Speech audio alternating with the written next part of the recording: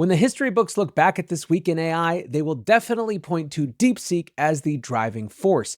But did this week actually change everything as it seemed like it might at the beginning, or was it all a bit overblown? Today we're going to break that down as well as get into some meta earnings and another set of OpenAI funding rumors on this extended news edition of the AI Daily Brief. Welcome back to the AI Daily Brief. Quick note, obviously we've had a couple of days of interviews in a row and there has been a lot going on. So this episode is going to be kind of an extended headlines mixed with the main episode. The big dominant theme continues to be DeepSeek and everything we've learned about it, and so we are going to pick up the story that we left off a couple of days ago. But as you'll see, we're getting into AI earnings season as well as a bunch of OpenAI rumors, so we'll connect all the dots. But where we are going to start, like I said, is where we left off when it comes to this DeepSeek conversation. Now, as we were leaving off, one of the big questions was how legitimate these breakthroughs were. Was this real innovation? Was this stolen innovation? Were the costs actually that low? Were they being subsidized? Was it true that these models were actually trained for what they cost? Or were there secret NVIDIA chips? One of the notable things about this story was how fast it rose up the ranks in the White House.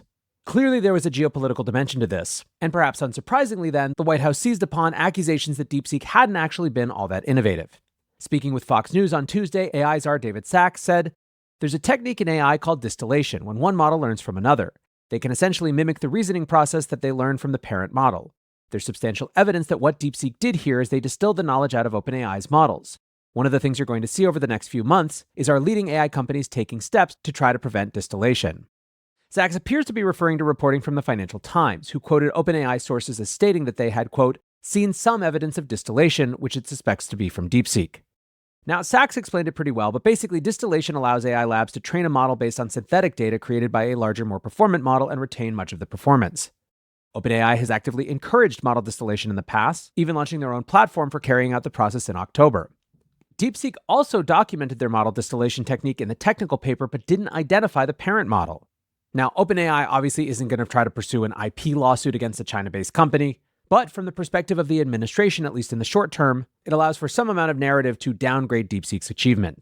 The argument goes basically, training a capable frontier model from scratch is a difficult and time-consuming task, with assembly of the training data being one of the biggest hurdles.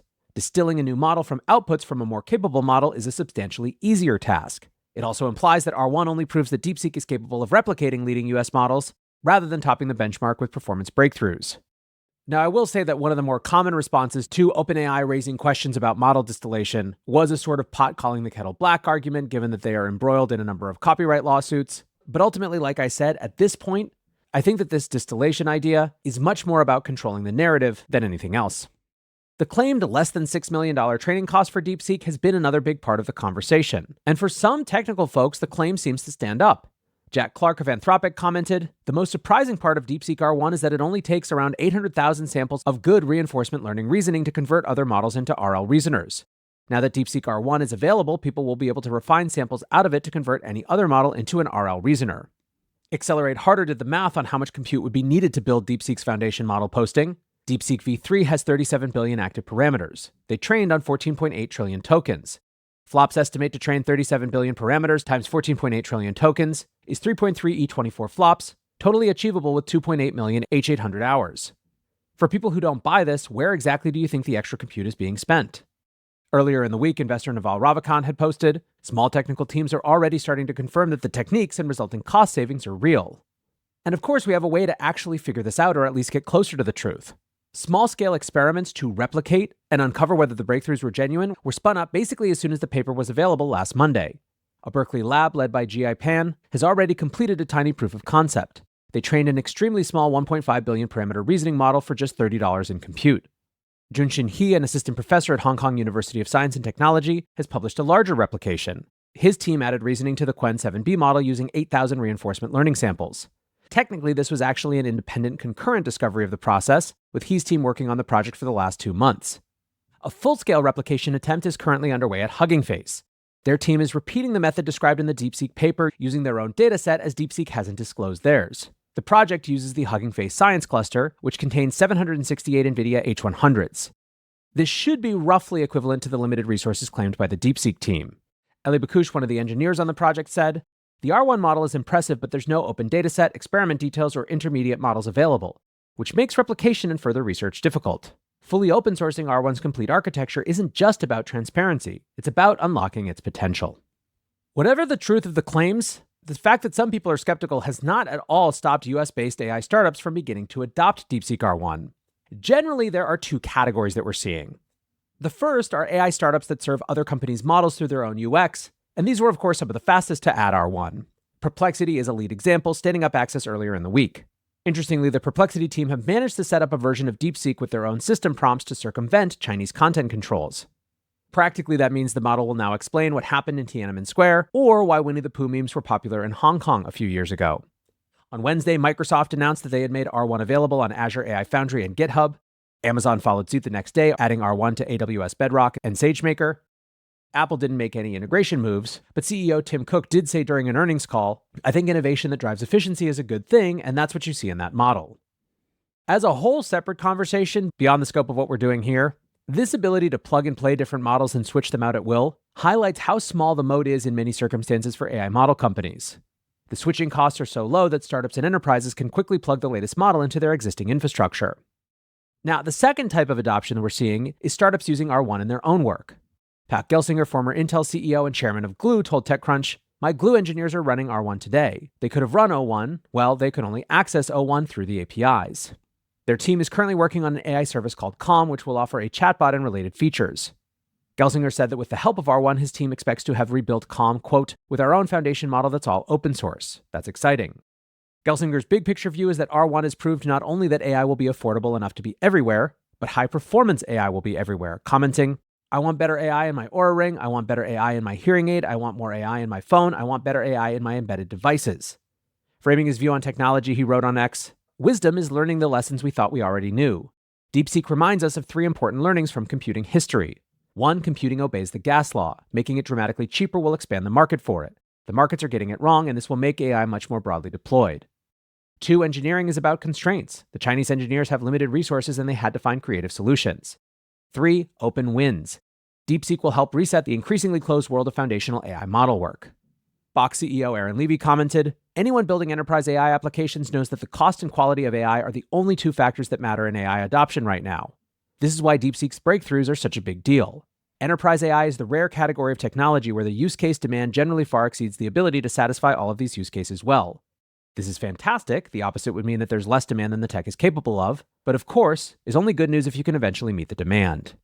Chip-making startup Cerebras is using DeepSeek as an opportunity to demonstrate their technology. They plan to host a version of R1 on their US servers and powered by their wafer-scale hardware. Traditional GPUs are built using a single chip cut out of a larger wafer during the manufacturing process. These are then networked together to construct AI training and inference clusters. The architecture Cerebras has built allows for multiple GPU cores on a larger wafer to function as one large chip, about the size of a manhole cover.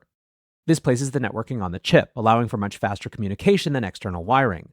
Cerebras says their servers can run the 70B version of DeepSeek R1 57 times faster than GPU-based solutions. This is particularly important for reasoning models, which use significantly more compute at the inference stage to generate responses. And while R1 seems to be more efficient than some US models, inference demands are still very high. Remember, the market crash at the beginning of the week was largely about the fear that DeepSeek meant that demand would drop for AI chips in data centers. It seems most market analysts believe the bulk of the hundreds of billions of spending for AI labs went into infrastructure for training. Meta chief scientist Jan LeCun refuted this idea, commenting, "Major misunderstanding about AI infrastructure investments. Much of those billions are going into infrastructure for inference, not training. Running AI assistant services for billions of people requires a lot of compute. Once you put video understanding, reasoning, large-scale memory, and other capabilities in AI systems, inference costs are going to increase. The only real question is whether users will be willing to pay enough, directly or not, to justify the CapEx and OpEx. So the market reactions to DeepSeek are woefully unjustified." Indeed, one of the really big takeaways of this week is that much of the AI race is about inference. In other words, models from multiple labs in both China and US are good enough for many tasks at this stage, and the competition is instead based on who can serve the cheapest, fastest, and most stable AI. Koho Ose, a partner at Matrix Ventures, writes, "Under-discussed DeepSeek implication. If we can turn any decent base model into a powerful reasoning model, compute spend shifts more dramatically to inference." Meanwhile, Perplexity CEO Aravind Srinivas believes the implications go much deeper, posting, "Test time compute is currently just inference with chain of thought. We haven't started doing test time training where model updates waits to go figure out new things or ingest a ton of new context without losing generality and raw IQ. Going to be amazing when that happens." Another big conclusion being drawn is that everything in the AI stack is getting commoditized at a breakneck pace. other than the final user experience. Peter Yang, principal product lead at Roblox, wrote, "Soon people will care more about their favorite AI apps than the models powering them. I don't care which model is powering Perplexity, Granola, or Replit. I care more that they have high craft and thoughtful UX, lightning fast speed, and seamless integration into my workflows. It's a great time to build AI apps."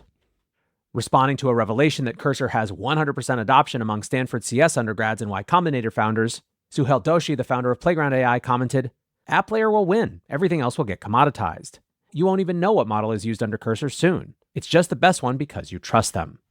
And just as we got some comments from OpenAI, we also got comments from the leadership of Anthropic, specifically Dario Amodei. On Wednesday, he condensed his thoughts into a blog post entitled "On DeepSeek and Export Controls." His central premise was that DeepSeek is not significantly ahead of US labs. He noted that the media narrative has latched onto the idea that DeepSeek had spent $6 million to achieve a model that would cost US labs billions to train. Amodei disclosed that Claude 3.5 Sonnet didn't cost billions to train. Its costs were in the tens of millions of dollars range. The expensive part is the gigantic data centers required to serve inference for the models once they're released to the public. He claimed, "DeepSeek produced a model close to the performance of US models 7 to 10 months older, for a good deal less cost, but not anywhere near the ratios people have suggested." Amodei explained that US companies have observed an annual 4x reduction in training costs for several years, adding, "DeepSeek v3 is not a unique breakthrough or something that fundamentally changes the economics of LLMs. It's an expected point on an ongoing cost reduction curve." What's different this time is that the company that was first to demonstrate the expected cost reductions was Chinese. Amodei did acknowledge that some of the compression and optimization techniques present in the DeepSeek paper are genuine innovations. However, he expects these techniques to now be applied at a much larger scale by leading labs in the US and China, keeping them on the same cost reduction curve. He concluded, "The performance of DeepSeek does not mean the export controls failed. DeepSeek had a moderate to large number of chips, so it's not surprising that they were able to develop and then train a powerful model. They were not substantially more resource constrained than US AI companies, and the export controls were not the main factor causing them to innovate. They are simply very talented engineers, and show why China is a serious competitor to the US." Now, another area that discussion of DeepSeek showed up this week was in big tech earnings calls. You heard that Apple's Tim Cook was asked about it, but Meta, who reported this week, could be more impacted than most after the company bet it all being the leader in open source AI. However, during Wednesday's earnings call, CEO Mark Zuckerberg didn't seem the least bit concerned about new competition out of China. He said, "I think there's a number of novel things that they did that I think we're still digesting. And there are a number of things where they have advances that we will hope to implement in our systems. And that's part of the nature of how this works, whether it's a Chinese competitor or not."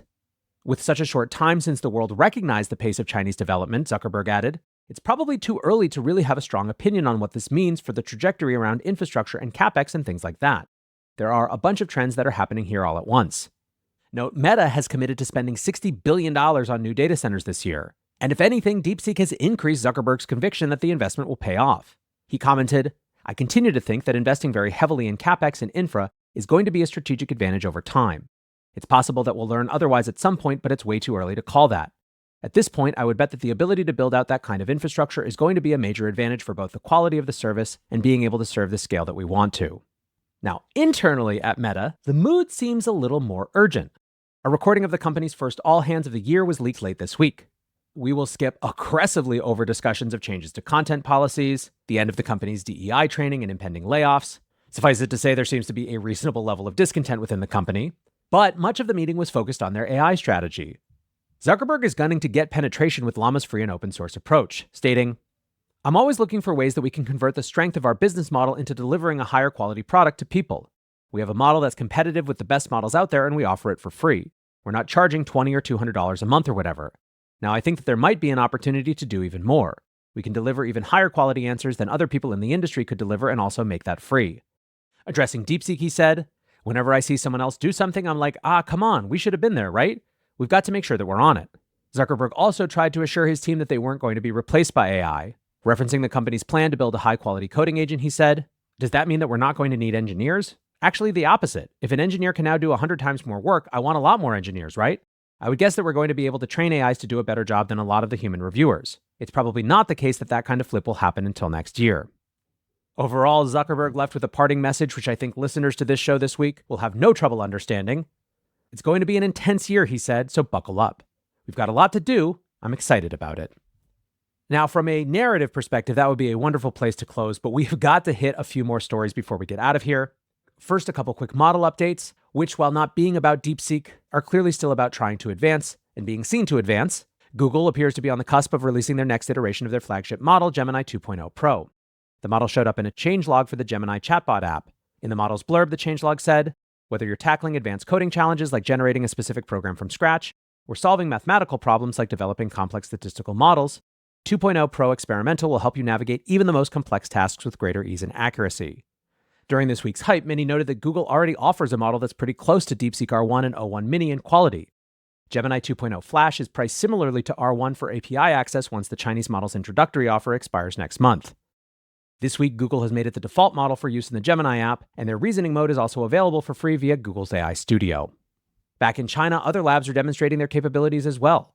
Alibaba released Qwen 2.5 Max, claiming to outperform DeepSeek R1, GPT-4o, and Claude 3.5 Sonnet across a range of reasoning and knowledge benchmarks.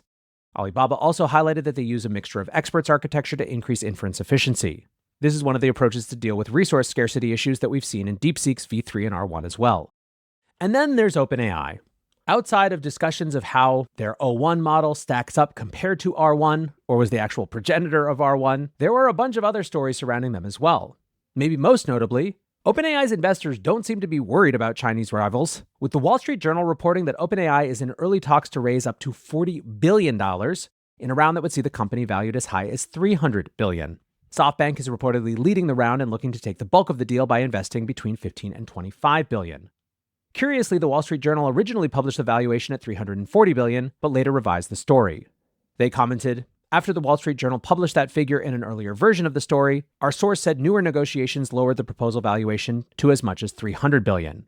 They also clarified that that $300 billion figure is a post-cash valuation, so it seems this was a genuine price drop during negotiations.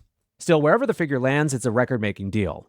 OpenAI's last round in October raised $6.6 billion at a $157 billion valuation. To double that in just a few months would be extraordinary even by OpenAI's own standards. The deal would make OpenAI the second highest value startup in history, behind only SpaceX. The Wall Street Journal also reported that the deal is intended to fund OpenAI's $18 billion share in Project Stargate, as well as general operations. Part of the justification is that OpenAI's premium subscription seems to be driving a revenue boom. When OpenAI launched their $200 per month Pro tier, to many it seemed like a stretch. The subscription allowed unrestricted access to all of OpenAI's models, including the Sora video model and the O1 reasoning model, and also added a pro mode for O1 that gave more extensive answers that replicated research reports. This month's release of the operator agent was also exclusive to the Pro tier. Still, $200 per month is a hefty price tag for all but the power users. In fact, Sam Altman complained earlier this month that the Pro tier was actually being sold at a loss because, quote, "people use it much more than we expected." Still, according to the information, the price tag doesn't seem to be turning that many people away. They reported that revenue from Pro tier subscriptions has now surpassed business team subscriptions, meaning that the Pro tier has hit $300 million in annualized revenue. OpenAI also launched ChatGPT for Government, a new version of the chatbot platform designed, as you would expect, for government use. It's similar to the enterprise tier of ChatGPT, allowing users to create custom GPTs and share conversations across a workspace, but also allows agencies to host a selection of OpenAI models in government cloud infrastructure. They'll be able to configure their own security, privacy, and compliance standards, and OpenAI says that the tailored product could help expedite the approval of the company's tools to handle non-public sensitive data. Finally, and relatedly, on Thursday, OpenAI announced one of their largest scope government projects to date. The company will provide access to their O1 reasoning model to U.S. national laboratories, the network of R&D labs operated by the Department of Energy. According to OpenAI, up to 15,000 scientists will use O1 to, quote, "accelerate basic science, identify new approaches for treating and preventing diseases, enhance the cybersecurity of the U.S. power grid, and deepen our understanding of the, quote, forces that govern the universe, from fundamental mathematics to high-energy physics." The most chattered about part of this is that one of the research programs partnering with OpenAI involves nuclear defense. The company framed the program as being, quote, focused on reducing the risk of nuclear war and securing nuclear material and weapons worldwide, and OpenAI capped off their announcements by stating, "This is the beginning of a new era where AI will advance science, strengthen national security, and support U.S. government initiatives." Still, as you might imagine, a lot of the chatter on X followed this pattern by Pink Moon Kate, who wrote, "OpenAI devs, we don't know how to control superintelligence. Also, OpenAI, let's give them nuclear codes. Why does every day sound more and more like the plot of a bad sci-fi movie?" Now, of course, that's not exactly what's happening here, but the concern is perhaps understandable. And so, friends, that wraps what was a crazy week, perhaps I should say another crazy week in artificial intelligence. Maybe the craziest part about this is that I think I've probably only said the word agent once or twice. In any case, I hope you feel now up to date. We will be back over the weekend with a long reads episode and back to our normal approach on Monday. For now, appreciate you listening or watching as always, and until next time, peace